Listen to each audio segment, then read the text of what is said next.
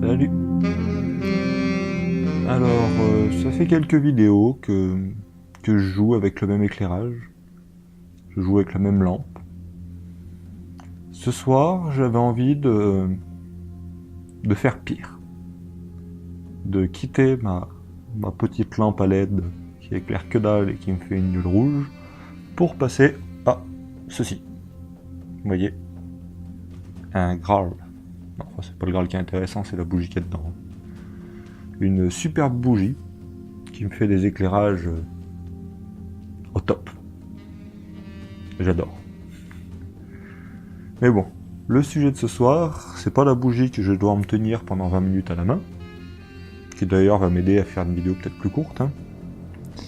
Le sujet du jour, j'ai envie de parler d'une actualité que j'ai vu passer sur les réseaux informatiques que je suis. Une actualité que je vous mets en description, qui parle d'un projet d'amendement ou de loi, je crois que c'est un amendement, pour baisser le coût de l'électricité pour les entreprises de minage de crypto-monnaies. Alors dit comme ça, voilà, ça, je trouvais que c'était une actualité assez basique, il n'y a rien de très méchant, mais elle m'a sorti pas mal de petites réflexions, elle touche pas mal de sujets, donc voilà, j'avais envie d'aborder un peu les quelques idées qui me sont venues à l'esprit assez rapidement quand j'ai lu cette actualité. Alors du coup, voilà, l'actualité elle est ni bien ni mal. Il y a du bien et du mal en fait, je vais faire un peu les deux. Je vais commencer un peu par la partie positive. Essayer de marquer un peu le positif de cette actualité. Donc dans le positif, il y a le côté relocalisation. L'État fait des efforts pour... Enfin, un député essaye de pousser l'État à faire des efforts pour relocaliser certaines activités qu'on n'a plus en France. Ça commence par du numérique. Peut-être que la prochaine étape, c'est de relocaliser les activités industrielles. On verra. Mais il y a déjà un début de mouvement vers de la relocalisation. C'est un point positif qu'il faut noter.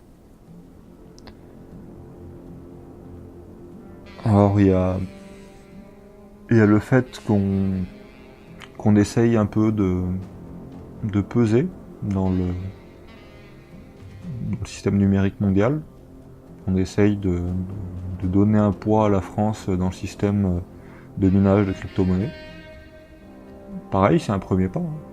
C'est comment redonner du pouvoir à la France. On a du pouvoir, on a encore plein de trucs qui marchent bien en France. Mais comment essayer de redonner un peu du poids dans le jeu mondial à la France. Donc c'est un pas en avant. Je trouve que c'est intéressant à noter aussi. Et puis il y a le symbole de se dire on relocalise des crypto-monnaies. On favorise les crypto-monnaies. Si on favorise les crypto-monnaies, c'est que on défavorise un petit peu le système bancaire actuel, le système qui fonctionne sur les transactions Visa. On essaye d'aborder des nouveaux domaines, on essaye de faire évoluer la banque, essayer de remettre un peu en question le système actuel, essayer de remettre un peu en question le système des monnaies papier. Quand on a un président qui a fait son éducation à la banque, qui a fait ses armes à la banque, essayer de le pousser vers un peu moins de système bancaire, je trouve que c'est intéressant à noter. Voilà, il y a des choses intéressantes dans cette proposition de loi. Puis je vais passer un peu aux choses qui me gênent un peu plus. Je dirais pas que c'est du négatif, mais les bémols que je mettrais. Donc le premier, c'est que on vise à relocaliser, on vise à rapatrier des services qu'on n'a pas en France. Mais on relocalise quoi? Est-ce que c'est la priorité de relocaliser des activités numériques comme ça? Réellement, est-ce que ça crée de l'emploi? Ça va pas en créer beaucoup. Puis on relocalise des activités qui n'ont pas besoin de personnel. Donc des activités qui, pour la France, est-ce qu'il y a un intérêt? Est-ce qu'il y a un intérêt à relocaliser des choses qui sont plutôt immatérielles? Puis qui va en profiter? Comment on peut avoir le statut d'entreprise de cryptage, de minage de crypto-monnaies? Dans l'actualité, que j'ai lu en diagonale, ils veulent baisser le prix de l'électricité pour les entreprises qui font du cryptage, du minage de crypto-monnaies. Est-ce que si je monte ma petite PME, où une partie de l'activité c'est du minage et une autre partie va être du service informatique par exemple, est-ce que j'ai le droit à ce statut-là? Est-ce que j'ai le droit à la baisse de consommation électrique pour l'ensemble de ma société? Si une banque se met à avoir une petite activité de crypto, est-ce que ça exempte la banque de payer le prix fort de l'électricité? Ou est-ce qu'il faut une entreprise spécialisée? Et dans ce cas-là, c'est une entreprise spécialisée. Comment atteindre ce statut? Est-ce qu'il faut mettre 1 million sur la table? Est-ce qu'il faut mettre 1 milliard sur la table? À qui on fait ce cadeau? Est-ce qu'on fait ce cadeau aux petites gens qui vont monter leur entreprise? Ou est-ce qu'on fait ce cadeau au système financier qui va doucement faire sa transition vers le crypto-monnaie? Enfin, mettre plus de crypto-monnaie dans son mix actuel. Et du coup, on leur fait un cadeau. Je sais pas. C'est à vérifier.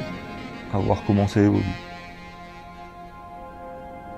Alors il y a le fait qu'on... L'actualité en parle un petit peu, le côté écologique. Le crypto-monnaie, comme c'est fait actuellement pour les grosses crypto-monnaies, il faut du temps de calcul. Il faut du temps de calcul processeur. Alors, je ne vais pas rentrer dans les détails parce que c'est un moment que j'ai pas recreusé ce truc-là et du coup je suis plus vraiment à la page. Mais il y a d'autres systèmes de crypto-monnaies qui existaient qui n'étaient pas basés sur les validations par temps de calcul. Alors ça a apporté d'autres inconvénients. Mais voilà, pour des monnaies comme le Bitcoin, actuellement ça consomme énormément d'énergie. Est-ce que c'est intéressant de relocaliser une activité qui écologiquement est impactante? Et si on le fait, c'est-à-dire qu'on va augmenter la consommation française? Est-ce que cette consommation, on continue avec un mix nucléaire? Ou est-ce qu'on apporte en plus de cette transition une autre transition vers un mix énergétique peut-être plus équilibré sur d'autres sources moins polluantes, plus renouvelables?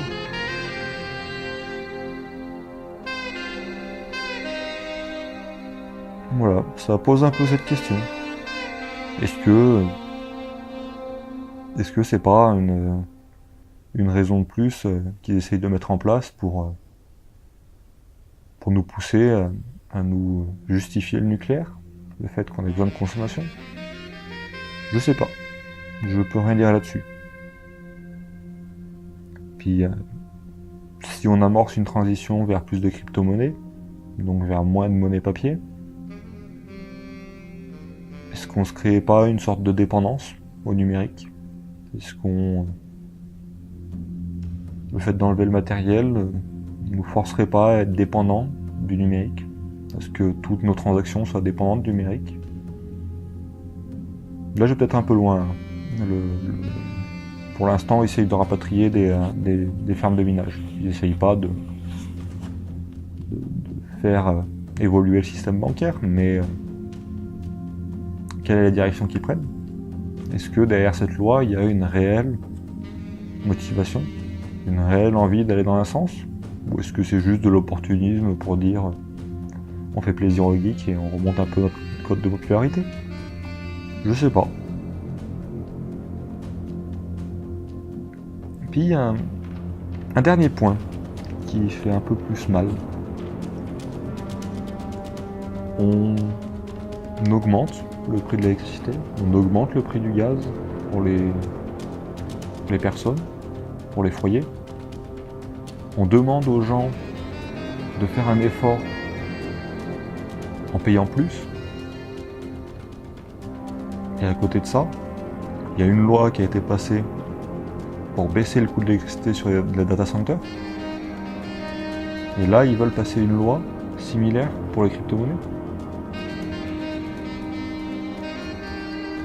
Pourquoi ? Pourquoi on demande un effort aux gens d'un côté et on fait cadeau aux entreprises de l'autre ? Il y a une sorte d'incohérence dans cette volonté, un truc qui me chiffonne un peu plus, quoi. Avec tous les mouvements qu'il y a eu de gilets jaunes, où les gens demandent à avoir plus de pouvoir d'achat, on continue à leur mettre des augmentations sur le prix de l'électricité et le prix du gaz, et on va en faire cadeau aux entreprises.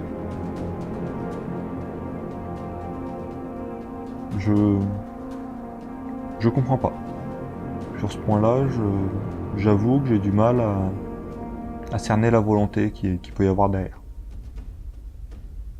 Alors peut-être qu'il n'y a aucune volonté derrière, hein. Peut-être que c'est juste moi qui essaie de décortiquer, de mettre des intentions à une proposition de loi, alors qu'il n'y a pas d'intention derrière. Peut-être que je vire un peu au complotisme. Je sais pas. En tout cas, voilà, j'avais envie de parler un peu de cette petite actualité, qui n'en est pas une, hein, parce que c'est pas encore... Pour l'instant, il n'y a encore rien de fait, hein, ça reste des propositions, ça reste des volontés. Pour l'instant, d'une personne. Est-ce que c'est une volonté générale ? Mais bon, voilà, ça faisait un peu l'occasion de discuter un peu de choses et d'autres. De brasser 4-5 sujets différents en partant de l'actualité. C'est un peu ça la conclusion de cette vidéo. Essayer à partir de pas grand chose, de quelques lignes de texte, de laisser divaguer son cerveau, laisser divaguer ses idées, voir tous les sujets connexes qu'il peut y avoir à cette actualité, à ces quelques lignes, essayer de voir tout ce que ça peut engendrer, essayer de